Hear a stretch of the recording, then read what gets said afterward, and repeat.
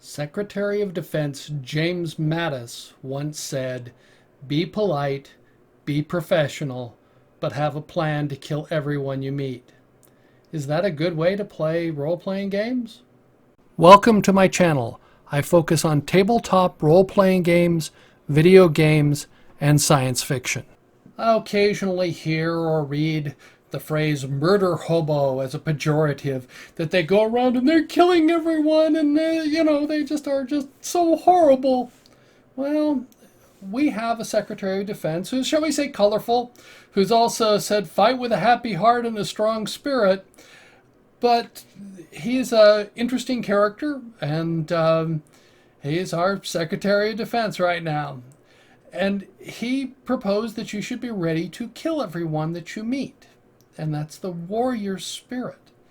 So if you're a fighter in the party and your party comes into the tavern, as you say, as the standard meeting place, is your fighter prepared with a plan to kill everyone in the tavern?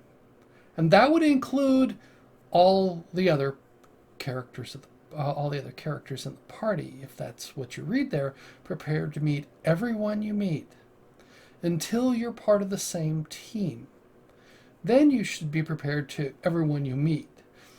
But it's an interesting approach to gaming, because it doesn't mean that you kill everyone. You have to weigh the pros and cons. But in essence, you're a warrior, that you're willing to engage in lethal force. That's what the warrior spirit is, that you're willing to fight for your principles, fight for whatever. Now, if you're playing a role-playing game and you're just a mercenary type character, yeah, you sort of evaluate the characters. Do you remember the scene in Desperado? If you haven't seen it, it's the great scene where they're the one guy that they owe someone a bunch of money, and they're debating. They're on the phone and they're sort of signaling back to each other. They're debating: do we kill him or do we pay him? Because if we kill him, we don't have to pay him off this much money. Is he worth that much money to us? So that's in pure economic conditions that you're debating about what to do. And as a player character, shouldn't you be making those calculations? It depends upon, what is the purpose of your character behind your character. Is your character purely out to get experience and to get treasure? If so, then why wouldn't you kill just about everybody you meet? You're a homicidal maniac.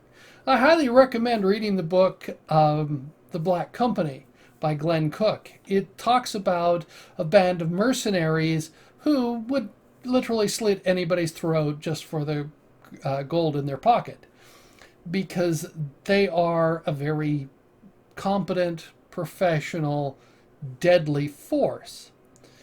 And that's the question: is your party that, or are you have such lofty goals that you're out there? Most of people who think that they have lofty goals, I don't know where they get these ideas.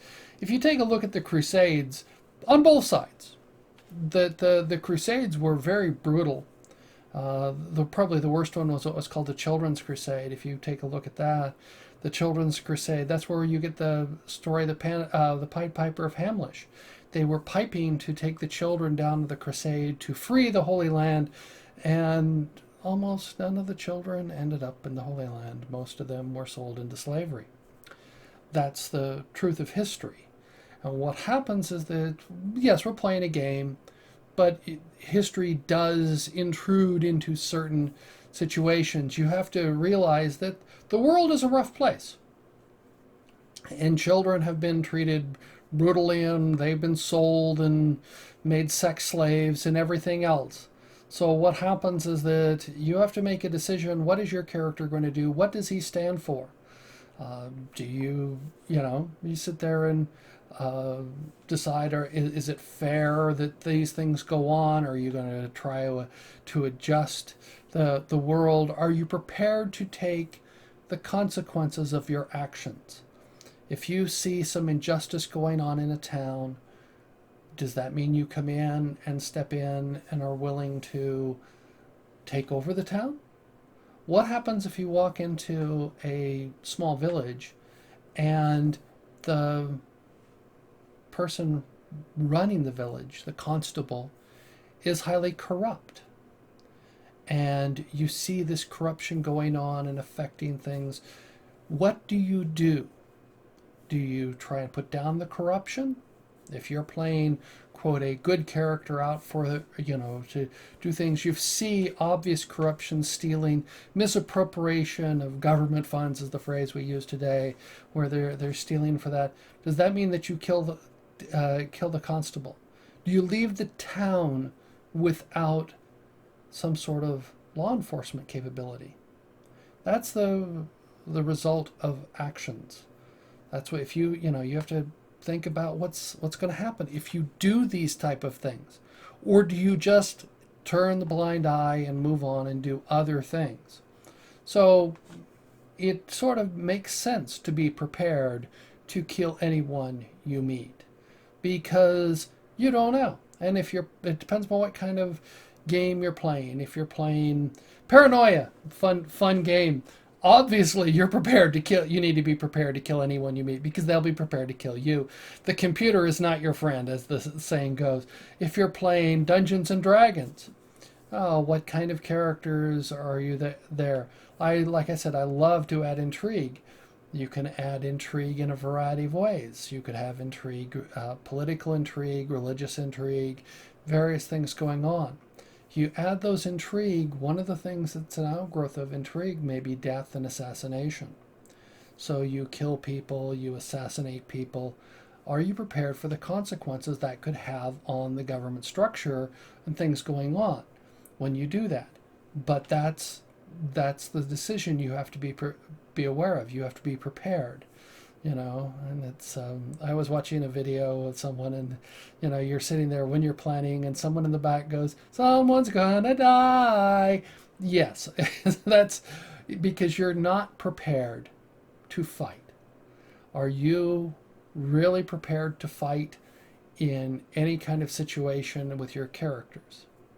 So I'd like to hear your views on this. Am I I'm saying that being a murder hobo is a pejorative that should be banned. I think anybody who does that doesn't realize what we're talking about playing. We're playing adventures that go out and kill things.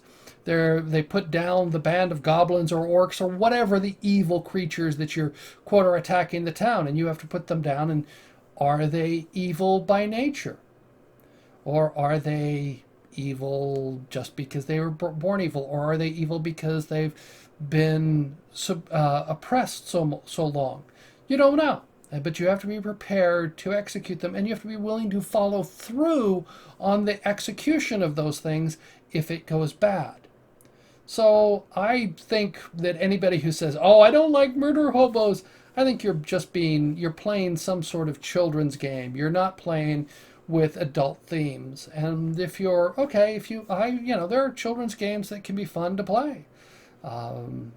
You play with children, and they can be fun to play in a variety, but most people, particularly people my age, you want to play with a little bit more mature themes. And what does that mean? That means that life and death is a real issue. That's why I said you're doing a disservice if the DM doesn't make it possible for characters to die. And if character death is such a rare thing that you have to, have angst over, I killed a player character. I see this too on some of the boards I read. I just killed my first character. I am so bad. No, you're playing a game. You're playing a game, but and you have to have the willingness to act out the violence that's there. Otherwise, you're just playing a children's game. And Dungeons and Dragons, throughout its history, and most other RPGs really are not children's games. They can be played by children. They can be played by young people. I encourage that. But if you take a look at the history of that, you look at Arneson and Gygax, they weren't children when they started this. They were adults. And you had games like that. And so are you playing children's games? It's like you can go to only children's type movies. or you can go to ones that have a little bit deeper meaning. Like the one that was recent was Hacksaw Ridge. Now, I disagree with the example of the conscientious objector. I respect the bravery of the person, but I disagree with his religious beliefs. And the better example to me was, if I remember correctly, Omar Bradley, who made Four-Star General, which is conscientious objector. And he made General, but he didn't want to carry a weapon. He made it General Officer, but he was willing to go into combat. And that was the distinction. And you run into that with the character in Hacksaw Ridge. But that's an adult theme. Now we're talking about things that happen. You're talking about war. You're talking about people getting hurt. And so on. So what happens to your characters? Is it all just sweetness and light? Are you only killing the evil things? But then you always wonder, is everything in the world that you fight evil, or why are they evil? So these are questions that I'd kind of like to hear. So what have you, what's your opinion? Am I just being, giving reasons for people to be willing to execute everyone in the room, willing to kill everybody in the room? To be a murder hobo is the pejorative. I think that you have to be that's one form of play that you should be willing to play and be prepared for, particularly if you're playing one of the non, what's the phrase? No, if you're playing a non-lethal game where everything is just, role playing and so on, there are those types of games where that may not be appropriate. But if you're playing Dungeons and Dragons or Lamentation of the Flame Princess or most of these type of games, the old school rules, things like that, Tunnels and Trolls, which is fun. I've played that. On Guard is an example of a male-oriented game where at least in my experience, planning to kill everybody in the room is sort of counter. That one, you should be willing to take the consequences. I had an example where my character was, shall we say, an effete character and wasn't capable of defending himself against, the bastard son of the impoverished peasant who all he did was practice with his sword because somebody else was paying to basically build an assassin in the game, which just was interesting and shocking, and it was a lot of fun in hindsight, but it was there. So that type of game maybe not, but most of the traditional fantasy role-playing games, even the science fiction games, playing Traveler, do you have plans to deal with others? If you run into space pirates, which is a classic theme that's there, or you come into port and there's you can run into all different kinds of encounters like that, and you need to be, are you a man of action, which means a man willing to put violence into play? And if so, there's that. If you're playing a game based upon the mafia, or you're playing the vampire where you have to feast and you have to eat, those type of things, shouldn't you have plans like that? Shouldn't that include that warrior type spirit with your characters? So give me your comments below. Am I just out there, or do you agree that you should be dealing with these type of themes in your adventures? Thank you for watching my video.